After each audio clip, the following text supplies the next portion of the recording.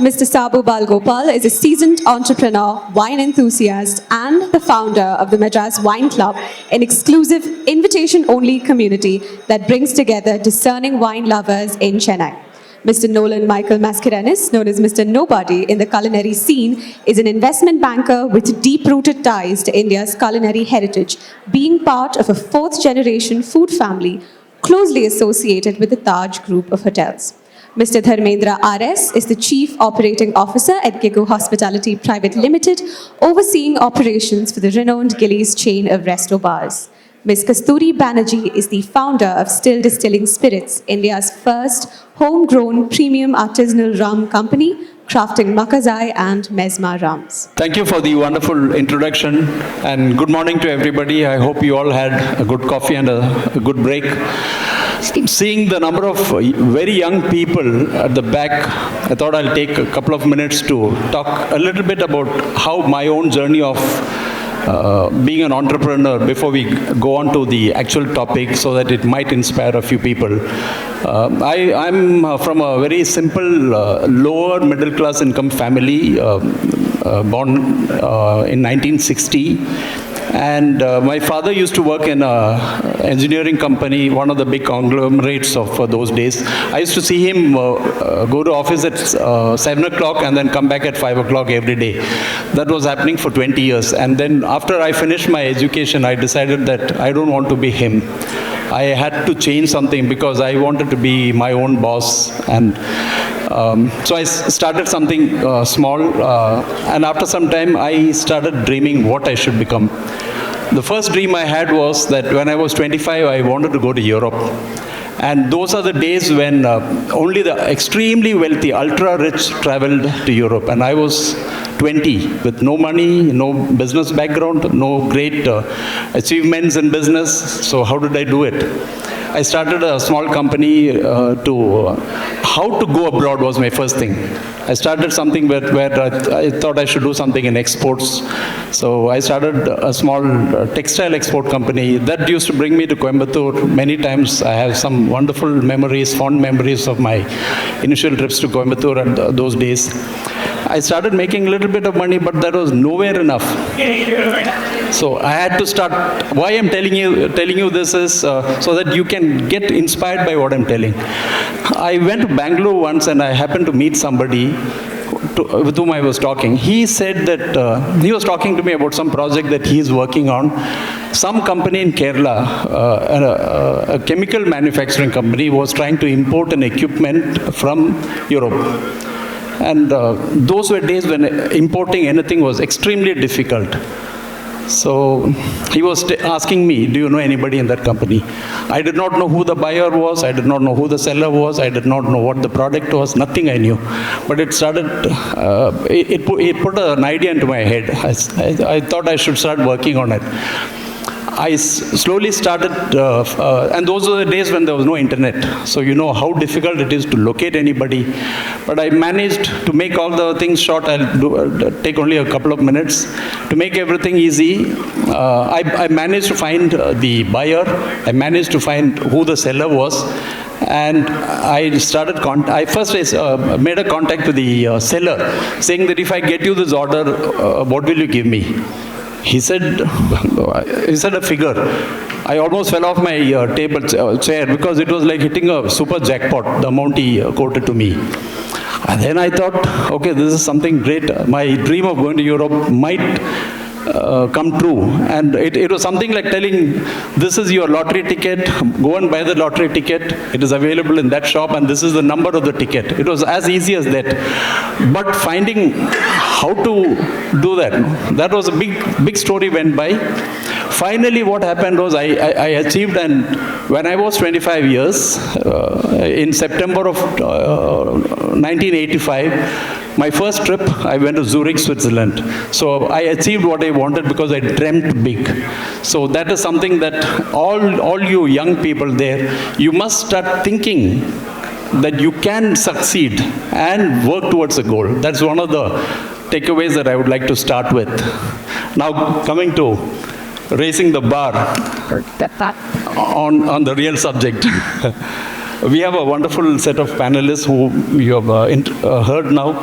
I'd like to start with Dharam, who manages over 10, in fact 12 bars, 12 bars, the Gilly bars in Bangalore.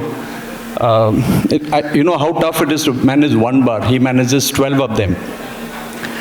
So, Dharam, as someone who manages more than 10 bars in Bangalore, what do you think is the F&B sector playing in shaping the culture of a city today? You know, just by a bar, a city can be transformed. That's what we're going to talk about. How do you think that you have done that, having run 10 bars and 12 bars now?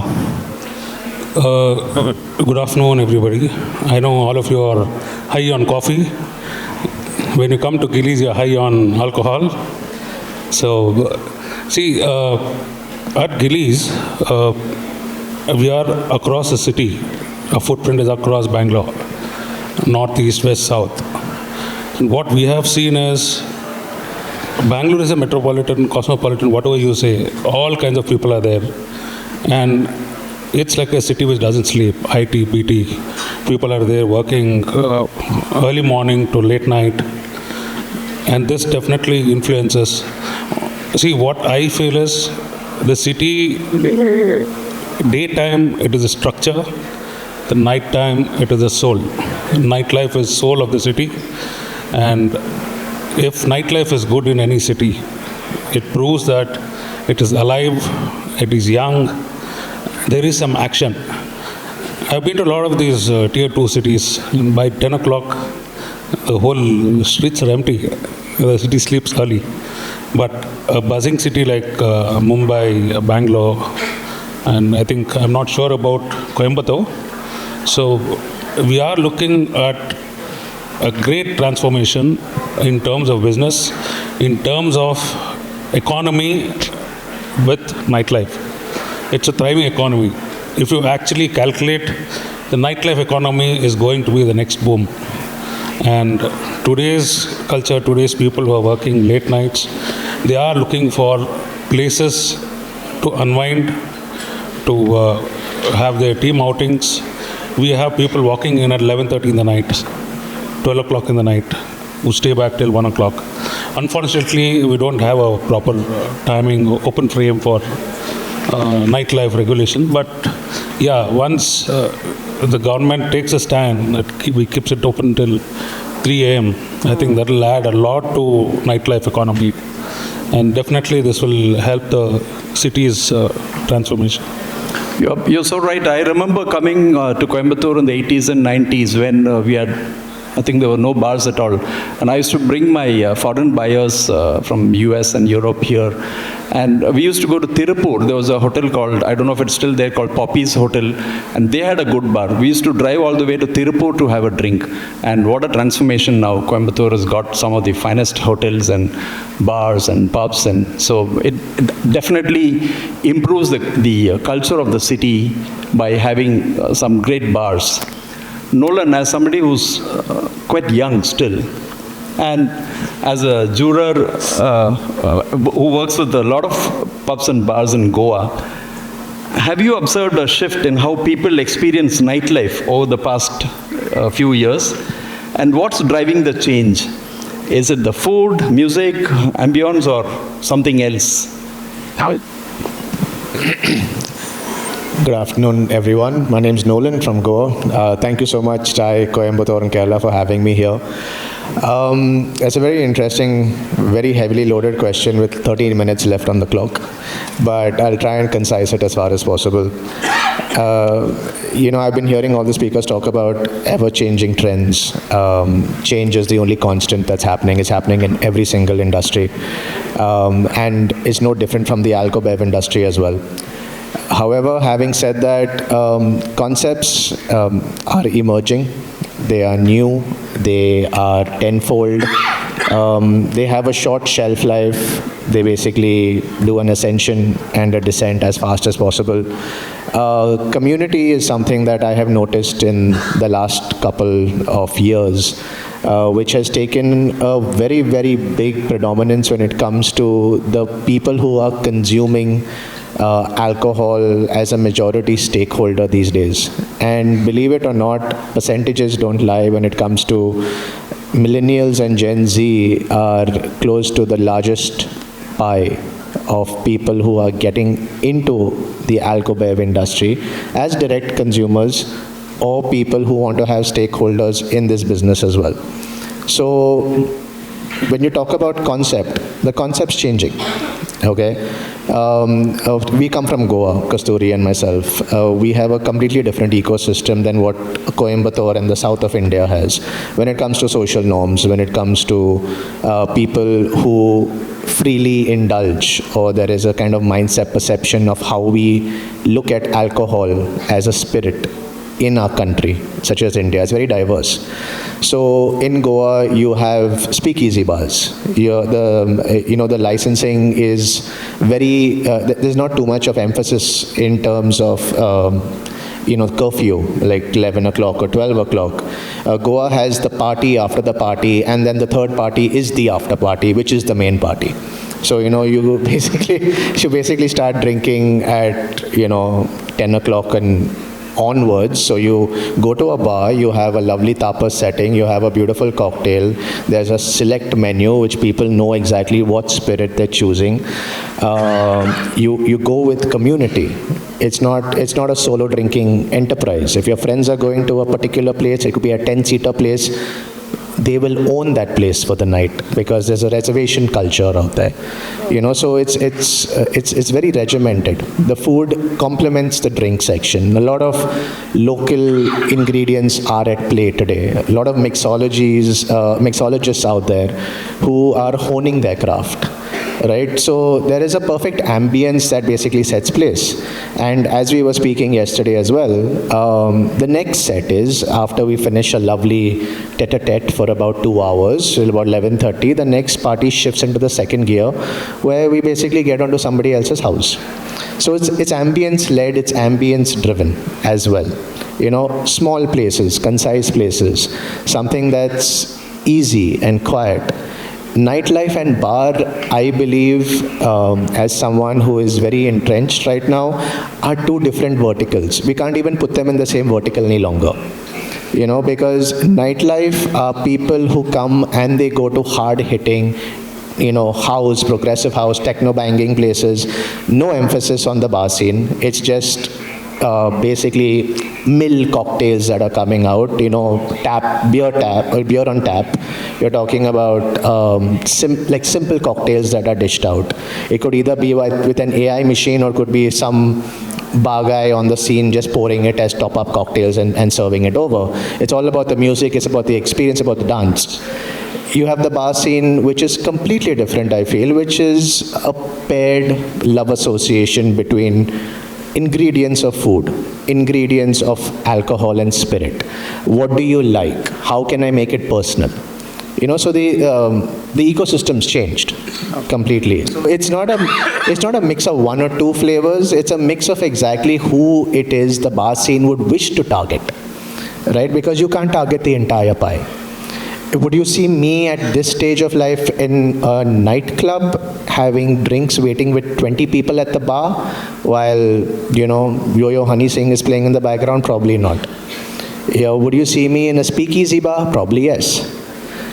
So there is a big dynamic shift that's taken place. So the one thing that I would like to emphasize upon is primarily the breaking up. I tell everybody that I am entrenched in the hospitality sector via food and drink.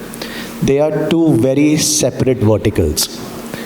Right? Food is an entire different planetarium orbit in itself. The bar scene is entirely different. And the third one is the nightlife scene, which, while they have an overlap, at the same time, it's not all congruent to one another. So, yeah. Interesting. Kasturi, you were a banker for so many years, and all of a sudden you kicked that high-paying job in various countries, and then you decided to become an entrepreneur and start making rum, which is normally done by big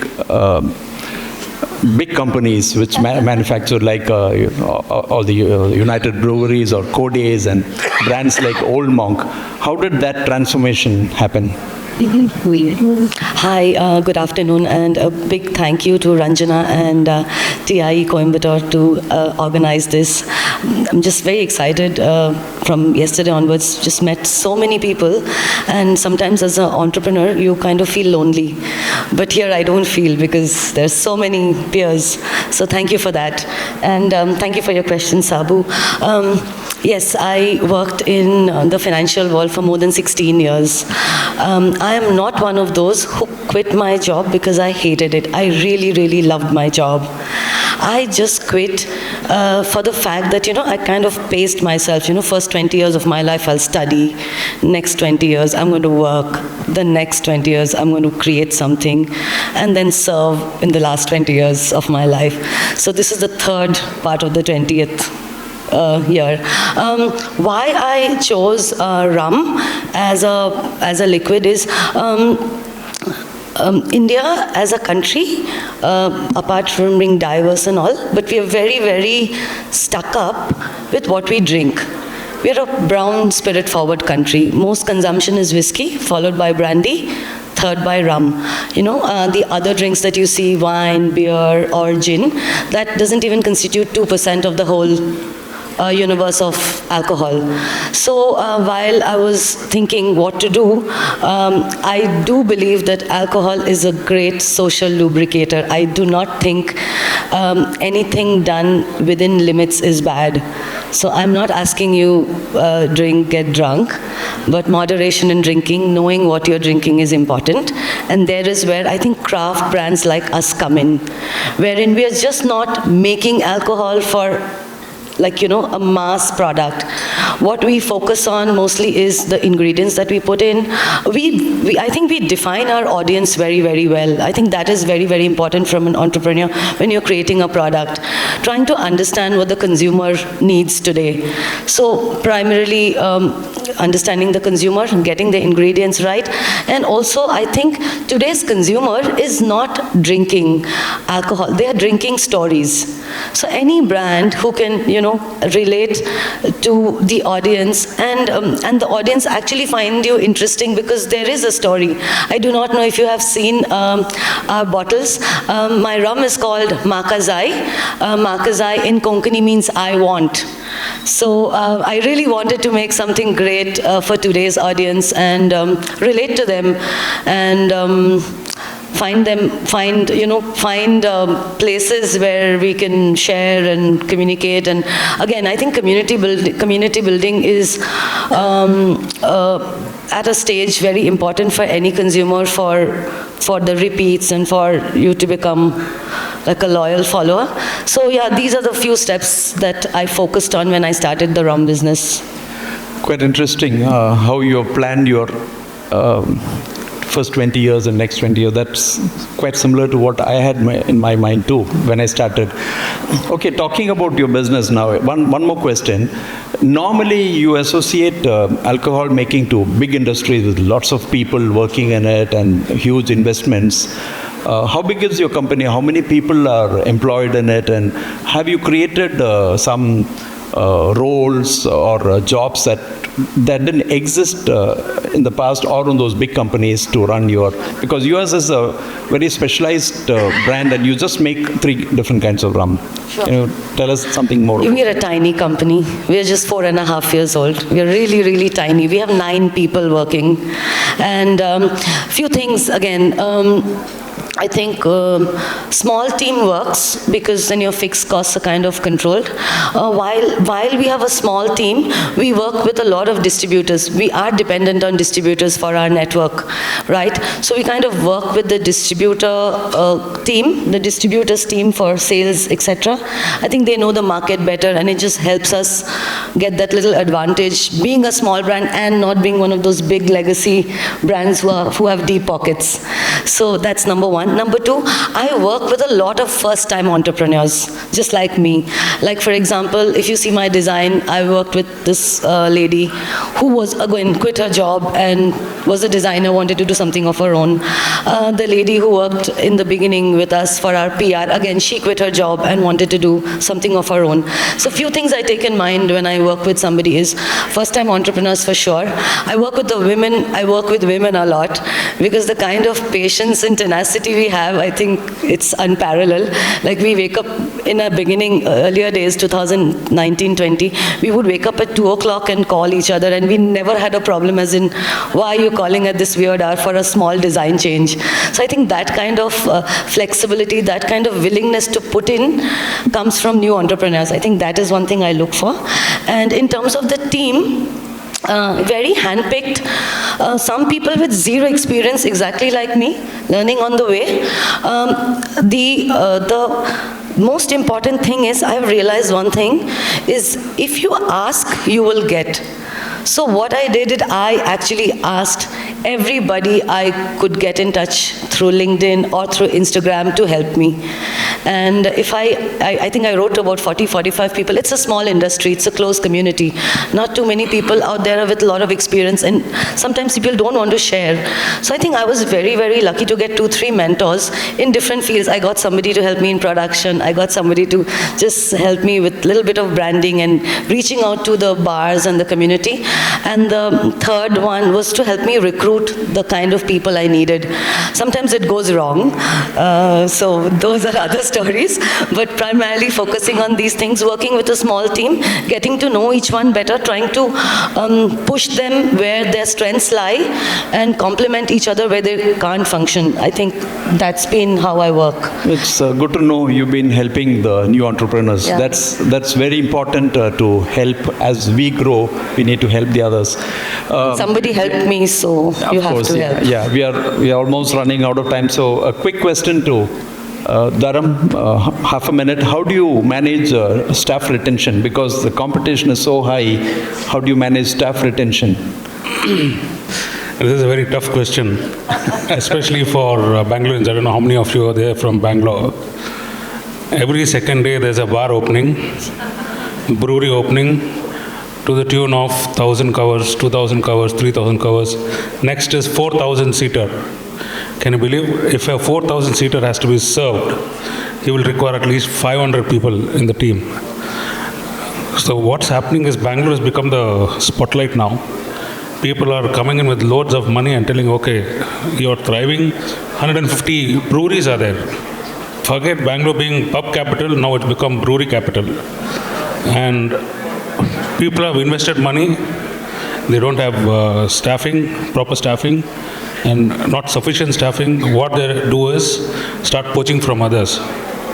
If somebody is paying him 15,000 bucks, he has invested crores, he can't wait. He'll tell, okay, I'll give you 30% hike, 40% hike. So there is no proper structure. Now, in the bargain, what we did is, we went all the way to northeast, to Guwahati, and Imphal, and Nagaland. We have tied up with the government, including Tripura. So now we have tied up in such a way that there's a skill development tie-up which has happened. The government will invite us. We do campus interview, bring them all the way from there. At one shot, we get 80 to 100 staff, which not many of our industry people know. And this is a secret, you can say. But isn't it very cost heavy? No, it's not cost heavy, because what these governments are doing is, they are picking people, tribal people from all these tribal areas and upskilling them. There's a foundation called Gyanjyoti Foundation, where you can easily hire up to 150 people a year. Now they've increased it to 500.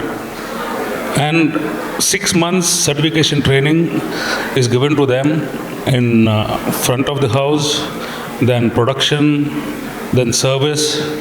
They have like a mock-up restaurant inside their institute. So when we go, it's easy. The guy who's there from a tribal, within 6 months, he's skilled to at least understand basic service, basic stuff, and basic English. And we take them, we don't train them, we coach them, we mentor them. And these people become the heroes of the future. And I see in our group, having 14 outlets, it's a great challenge with crazy retention, almost 25-30% retention happening. And this is the only way I think we should all do it. Similar options are available in Karnataka also, in Tamil Nadu also. 2 years ago, we had some people from Tamil Nadu, but Tamil Nadu people could not gel, could not adjust there. I don't know, for whatever reason, for weather and all that. But going forward, I think all cities, all governments, all hospitality industry people should move to this. So you don't get last minute buggered by any of these big giants.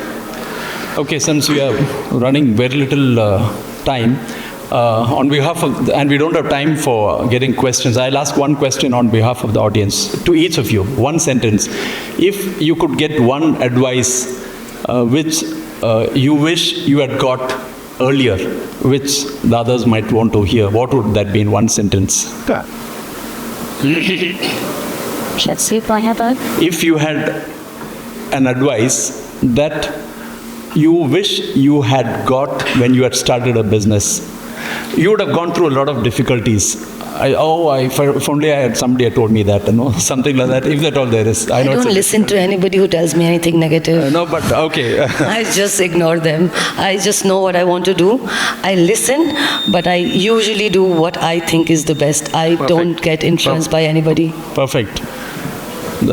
So this will, what I am telling will relate to current situation. Whoever,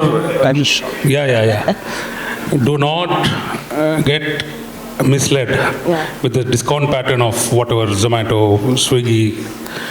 Don't jump into that. That will drain you without your knowledge. Because we are desperate. Once business is not happening, we are desperate. If your competitor is jumping and giving 5% extra discount, you are also forced to give the discount.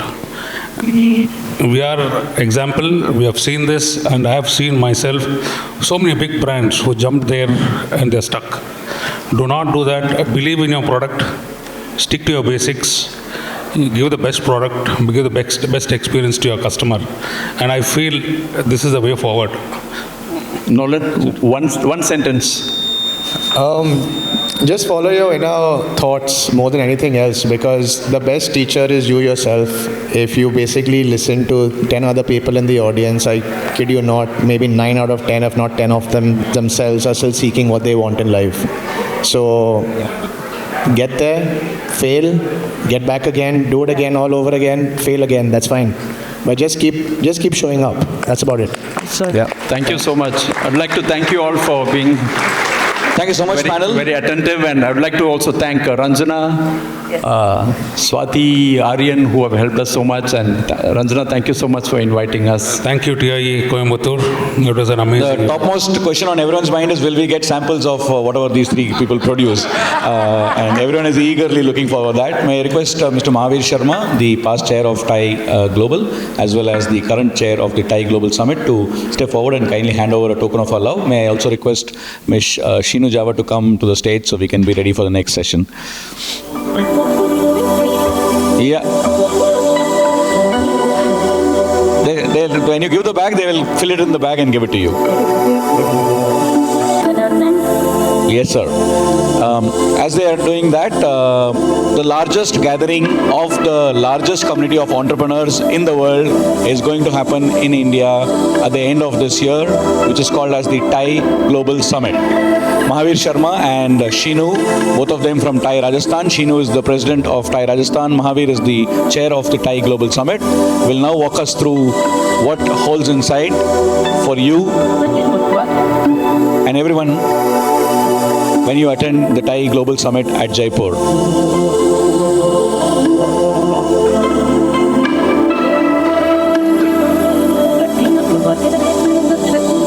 Yeah, Ms. Shinu Jawar, trustee of the TiE Global Board of Trustees as well. I got swayed by the spirit part of it, so now I'm forgetting stuff.